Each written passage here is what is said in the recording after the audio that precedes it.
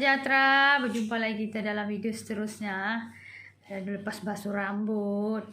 Okey, hari ni kita nak tengok ubat tradisional ya. Jomlah kita sama-sama belajar. Sekarang kan macam-macam penyakit. Kita ikhtiar je kan. Usaha. Berkesan-kesan lah. Kalau tak berkesan tak payahlah kita nak salahkan orang lain ya. Jom kita tengok sama-sama. Ni dia bahan-bahannya. Buah pelaga 1. Ni cengkeh dalam 2, 4, 6, 7. Lada hitam dalam 10 biji. Sedikit kayu manis. Halia dalam 1 sudu dicincang kasar. Yang ni gula ni gula brown atau gula merah. Yang ni gula ni dia tak daripada hasil daripada tebu. Manis dia lagi sedap rasa dia. Jadi dalam 2 sudu makan cincang macam ni. Jom kita tengok cara buat dia. Dan dalam satu periuk kecil lah. Sebab kita nak war-warkan dulu. Jangan sampai hangus ya. Yang ni khas untuk yang batuk, kahak, sesama, demam pun boleh ya. Kita buat macam ni. War-warkan tanpa minyak. Jangan sampai hangus. Agak-agak kekuningan sikit ya.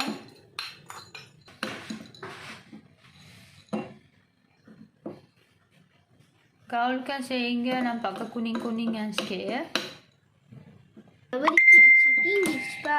Ada bau-bau rempah herba ya. Bau-bau rempah. Okey, boleh tutupkan api. Mama tamil dah English. Ni siap lapik lagi ya. Getah ni, getah. Masukkan dalam lesung. Kita nak tutup halus ya.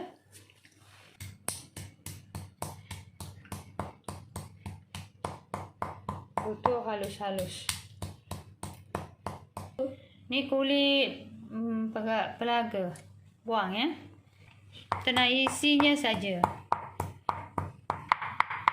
Tutup masa panas-panas lagi lah. Senang. Dia cepat hancur ya. Sehingga kelihatan macam tepung ya. Serbuk. Jadi serbuk. Panaskan balik kita punya bekas tadi. Masukkan gula yang kita dah hancurkan dalam 2 sudu makan tu ya.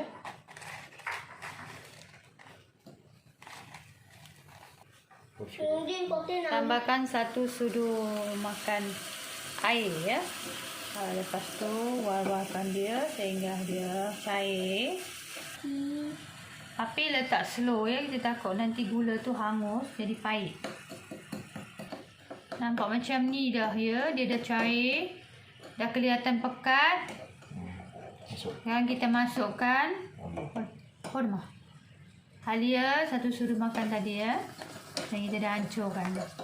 Bukan halus lah, kasar. Gaulkan sebati. Dah pekat dah dia punya gula tadi. Masukkan herba yang kita tumbuh halus tu ya. Masukkan semua. Lepas tu gaulkan sebati. Saya tutupkan api ya. Saya takut air ni hangus. Nampak dia pekat. Air dah tak ada dah ya. Dah sebati. Dah pekat. Boleh tutupkan api. Lepas tu sejukkan ya. Dah sejuk. Tengok tu. Ya. Boleh simpan dalam bekas. Sebab yang ni bukannya kita makan sekaligus. Kita makan yang dewasa boleh makan dalam. Yalah kan tengah. Putih. Ni bermai telia. Besar ini je ya. Agak-agak besar dalam besar tu jari kelingking kita tu kan. Besar tu je, jangan besar sangat.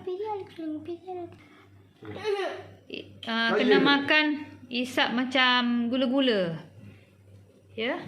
Kalau eloknya dalam perut kosong. Dah makan macam budak-budak. Bagilah kecil daripada itu. Simpanlah dalam bekas macam ni, tutup ya. Bulat-bulatkan siap-siap lah. Esok-esok boleh makan. Okey, macam itulah video kita hari ni. Okey, bye. Jumpa lagi.